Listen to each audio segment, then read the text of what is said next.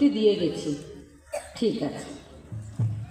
ম্যামকে thank you, ধন্যবাদ। তিনি যে আমাদের কাছে তেনাদের মূল্যবান সময় দিয়ে এই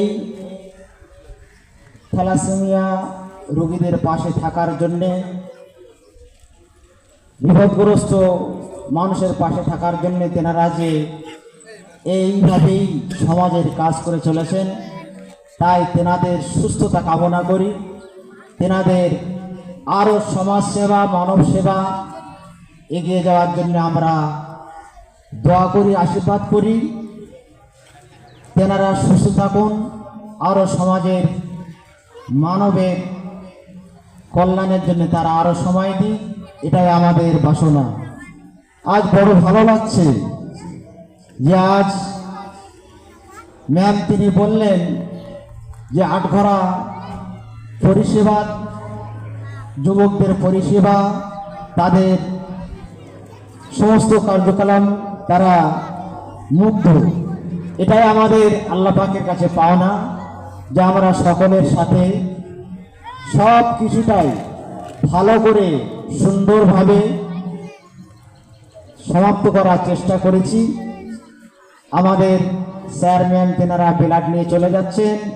চলে যাওয়ার আগে তিনি তেনাদের মূল্যবান অভিজ্ঞতা তিনি আমাদের কাছে ব্যক্ত করে গেলেন। এটা আটঘরা গ্রামবাসীর বড় পাওনা। আর কি থাকবে, কে কি নিয়ে যাব, কিন্তু আটঘরা গ্রামবাসীর যে পাওনা আজ আমাদের ডাক্তারবাবুরা দিয়ে গেলেন, স্যাররা দিয়ে গেলেন, আলেম ওলামারা দিয়ে যাচ্ছেন। এটা হলো দোয়া, এই বলে যাওয়া মানে দোয়া। তাই আমাদের সেই 12টা থেকে আমাদের প্রোগ্রাম চলছে। 12টা থেকে এক এক করে আমাদের কাছে অতিথি আসছেন। আর আওলাদে রসুল ফুরফুরা দরবার শরীফ থেকে হুজুর কেবলা এসে গেছেন। তবে সব দুঃখে, সব আনন্দের মাঝে একটা দুঃখ বিরাজমান। সব কিন্তু আমার ভাইয়েরা অনেকে বাড়িতে আসেন, জোহরের নামাজ পড়ে বসলেন, আবার খাওয়ার জন্য বাড়িতে গেছেন, ঠিকই আছে, খাওয়া দাওয়া করে আবার আপনারা চলে আসুন। কারণ আমাদের এই প্রোগ্রাম 12টা থেকে শুরু হয়েছে, একের পর এক প্রোগ্রাম চলছে, চলবে। আমাদের কাছে একের পর এক অতিথি আসছেন, আসবেন। তেনাদের মূল্যবান আলোচনা আমরা শুনছি, শুনব। এখন আমাদের কাছে এসে উপস্থিত হয়েছেন সেই দিকে হজ কাফেলার আমার জনাব হাফেজ মাওলানা সাদ্দাম ভাই।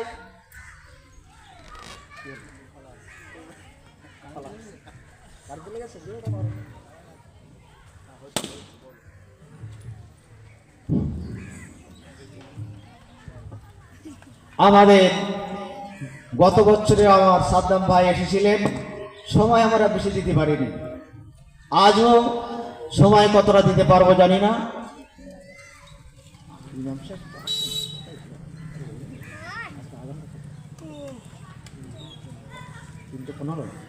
বেশি সময় নেই।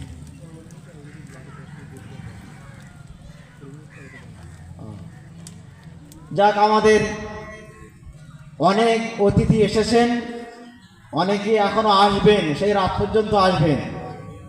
আর যিনি এখন আমাদের সম্মুখে বসে আছেন, আমাদের মঞ্চে বসেছেন, আমার মক্কা শরীফের সাথী, মদিনা শরীফের সাথী।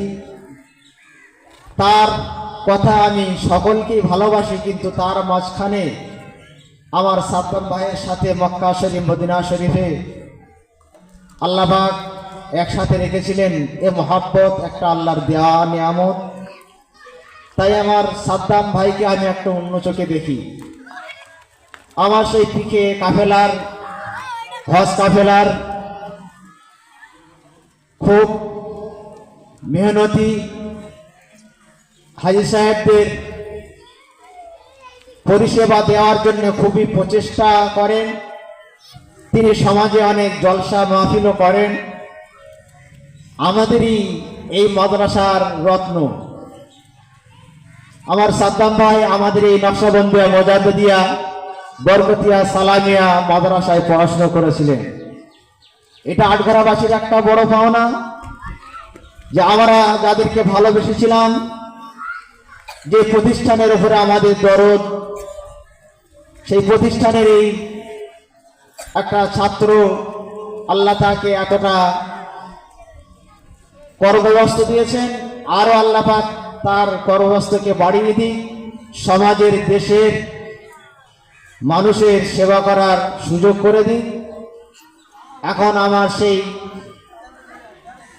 হাফেজ মাওলানা সাদ্দাম হোসেন ভাইকে ব্যাচ পড়াবে সহসভাপতি হাবিবুদ্দিন।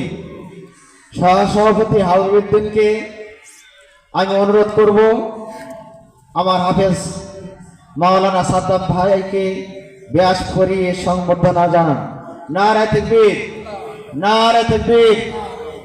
বুখারিয়া ফাউন্ডেশন, ফুরফুরা শরীফ বুখারিয়া ফাউন্ডেশন, ফুরফুরা শরীফ বুখারিয়া ফাউন্ডেশনের আটঘরা শাখা কমিটি, ফুরফুরা শরীফ বুখারিয়া ফাউন্ডেশনের আটঘরা শাখা কমিটি। জোরে বললেন না, নারে তাকবীর, নারে তাকবীর। হুজুর কেবল এসে গেছেন, আর নামাজ আজানের বেশি সময় বাকি নেই। আমার সাদ্দাম ভাইকে আজানের সময় একটু বিরতি দিয়ে আরো 10 মিনিট বলার জন্য অনুরোধ রাখছি। আজান শুরু হলে আপনি একটু বিরতি রাখবেন, আজান শেষ হলে আরো আপনি 10 মিনিট বলতে পারবেন, যেহেতু 20 মিনিট পরে জামাত। আর যারা আশেপাশে আছেন মাইকের আওয়াজ শুনছেন, আমি সকলকে ডাকছি, যেহেতু এই মুহিদি অনুষ্ঠানের সভাপতি হিসাবে আমি সকাল থেকে আপনাদের কাছে বারবার বিভিন্নভাবে ঘোষণা দিয়েছি, এখন আপনাদের কাছে আনন্দের ঘোষণা দিচ্ছি। ফুরফুরা দরবার শরীফ থেকে হুজুর কেবল এসে গেছেন। আপনারা বাড়িতে সময় নষ্ট না করে আপনারা তাড়াতাড়ি চলে আসুন। আসরের নামাজ হবে, নামাজের পরেই হুজুর কেবলা তেনার মূল্যবান বক্তব্য পেশ করবেন। এখন আপনাদের সম্মুখে বক্তব্য রাখবেন সেই মিষ্টভাষী সুমিষ্ট কণ্ঠ, সেই নাতে রসুলের গায়ক আমার শ্রদ্ধাভাজন হযরত হাফেজ মাওলানা সাদ্দাম হোসেন ভাইকে আমাদের এই কর্মকাণ্ড সম্পর্কে, আমাদের এই আজকের অনুষ্ঠান সম্পর্কে আপনাকে বলার জন্য কিছু অনুরোধ করছি। যেহেতু আজ আমাদের অনুষ্ঠান 3টে পর্বে অনুষ্ঠিত হচ্ছে। প্রথম সকাল থেকে ব্লাড ক্যাম্প চলছিল। আমরা এত পরিমাণ আমাদের ডোনেট মানুষ এসেছেন, রক্ত দেওয়ার জন্য এসেছেন, আমরা নিতে পারিনি, আমরা ফিরিয়ে দিয়েছি।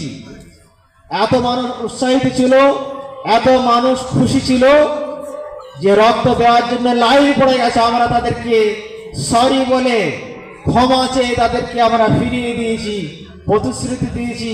আটঘরার মানুষ যদি এভাবে আমাদের এই ফাউন্ডেশনের পাশে থাকে, আমাদের সহযোগিতা করে, আগামীতে ইনশাল্লাহ আরো আমরা বড় ক্যাম্প করবো ইনশাল্লাহ। সেদিনে আপনাদের মূল্যবান রক্ত নেব। তারপরে আমাদের শীত বস্ত্র, আমাদের ভাইজানের হাত থেকে শীত বস্ত্র উদ্বোধন হবে। তারপরে আমাদের কমিটির ছেলেরা বাড়িতে বাড়িতে গিয়ে গত বছরে যেমন দিয়ে এসেছিল, কাউকে আমরা ছোট করার জন্য নয়, এসে হাত পেতে নেবে, তার সম্মানের ছোট হবে, আমরা মানুষের কাছে ছোট করতে চাই না।